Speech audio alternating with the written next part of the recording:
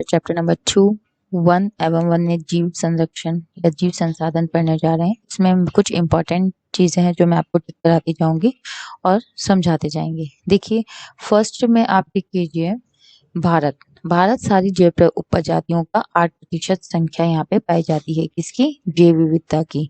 यानी अंडरलाइन आपको यहाँ पे करना है कि भारत में लगभग 8% जैव विविधता 8% पाई जाती है। आगे चलिए, नेक्स्ट है आपका भारत में वन और वन्य जीवन का संरक्षण। नेक्स्ट टॉपिक, इसमें आपको एक उदाहरण के तौर पे यहाँ पे दिया हुआ है, लेकिन फिर भी आप इसे अंडरलाइन कर लीजिए। जैसे जलीय जैव विविधता मोटे तौर पर किसके ऊपर, जैव विविधता मोटे तौर पर मछली पालन बनाए रखने के लिए आवश्यक है। यानी हम जब जल के रूप में जैव विविधता को देखते हैं तो वो किस लिए करते हैं? मछली के पालन के लिए।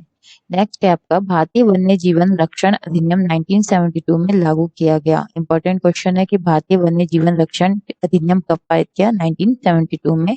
इसमें यहाँ पे आपको पूछा जाएगा कि जो गंभीर खतरे के निशान के ऊपर जो जीव जंतु हैं वो कौन कौन से हैं। तो यहाँ पे आपको 2-4 जीवों के नाम याद रखने हैं। आपके यहाँ दिए हैं बाघ, एक सींग वाला गैंडा, कश्मीरी हिरण या हंगुल।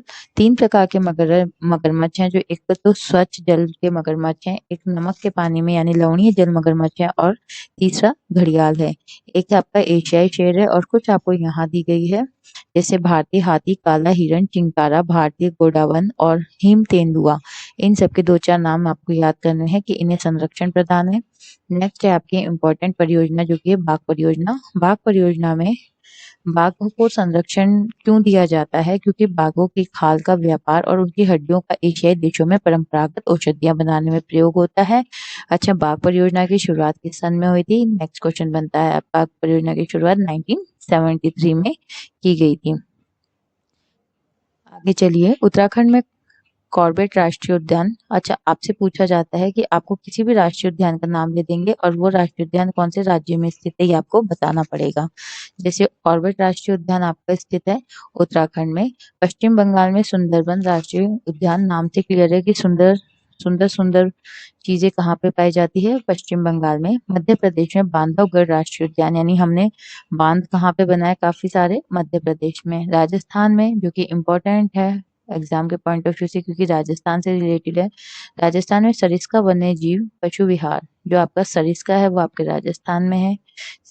असम में मानस बाघ परियोजना, याद कर लीजिए। देखिए, असम मानस दोनों में क्या आ रहा है? आपका स से रिजेंबल कर रहा है, तो याद हो जाएगा असम में मानस बाघ रिजर्व।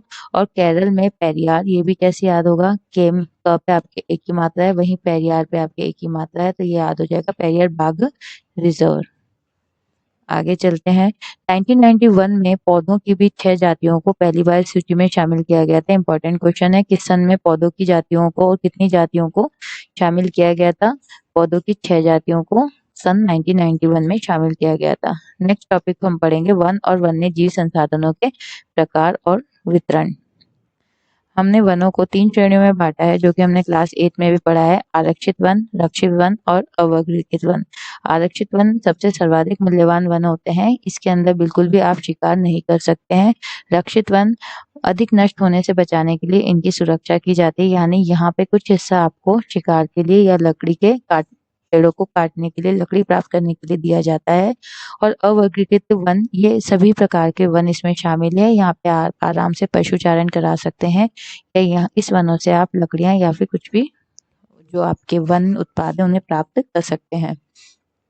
नेक्स्ट है आपका मध्य प्रदेश में स्थायी वनों के अंतर्गत सर्वाधिक क्षेत्र है, जो कि प्रदेश के कुल वन क्षेत्र का 75% है, यानी 75% वन आपके मध्य प्रदेश में है। जितने वन आरक्षित किए गए हैं उनसे अधिक। बिहार, हरियाणा, पंजाब, हिमाचल प्रदेश, उड़ीसा और राजस्थान में कुल वनों में रक्षित वनों का एक बहुत बड़ा अनुपात है, यानी ये वो जगह है जहाँ पे आपके वन बहुत अधिक मात्रा में पाए जाते हैं। जितना सरकार ने यहाँ पे जितना प्रतिशत निश्चित निर्धारित किया उससे अधिक वन यहाँ पे पाए जाते हैं। नेक्स्ट टॉपिक है आपका समुदाय और वन संरक्षण। हम पढ़ चुके हैं कि सरिस्का बाघ रिजर्व कहाँ पे है? राजस्थान में है। इम्पोर्टेंट है, याद रखना, सरिस्का राजस्थान में।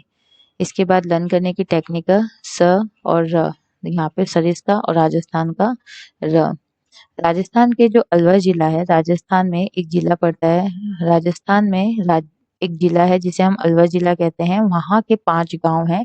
उस गाँव में 1200 हेक्टेयर वन भूमि भैरोनदेव डाकऊ सेंचुरी घोषित की गई है। आपको ये इम्पोर्टेंट है, ये प्राइवेट सेंचुरी है जो वहाँ पे रहने वाले लोगों ने वहाँ के पेड़ों को बचाने के लिए और वहाँ के वन्य जीवों को बचाने के लिए ये सेंचुरी बनाई है जिसका नाम है भैरोनदेव डाकऊ सेंचुरी, जो कि अलवर की सेंचुरी है। अलवर हमारे राजस्थान राज्य में है। नेक्स्ट आपको ये एग्जाम के पॉइंट ऑफ व्यू से ज़्यादा इम्पोर्टेंट नहीं है, पर इसे हम एक बार ध्यान में रखेंगे कि छोटा नागपुर क्षेत्र में मुंडा और जो संथाल जनजातियां हैं जो हमने पढ़ी थी 9th क्लास में, महुआ और कदम के पेड़ों की, और उड़ीसा और बिहार की जो जनजातियां हैं वो इमली और आम के पेड़ की इनकी पूजा करते हैं, और बाकी उसमें कई व्यक्ति पीपल और वट वृक्ष की भी, वट वृक्ष हम बरगद के पेड़ को कहते हैं, इनकी पूजा की जाती है। नेक्स्ट देखिए, आपका इम्पोर्टेंट है यहाँ पे भी ये क्वेश्चन कि चिपको आंदोलन कहाँ का आंदोलन है या किस राज्य का आंदोलन है? तो चिपको आंदोलन हिमालय का है। आगे चलिए, टिहरी में किसानों का बीज बचाओ आंदोलन। यहाँ पे आपको याद रखना है कि जो बीज बचाओ आंदोलन है और नव धान्य आंदोलन है वो आपके टिहरी में है। ये आंदोलन क्यों चलाया गया था? ये आंदोलन जो वहाँ के रासायनिक उर्वरक थे, केमिकल्स थे, उनके प्रयोग के बिना अलग अलग तरीके की जो फसलों का उत्पादन किया जा सकता है।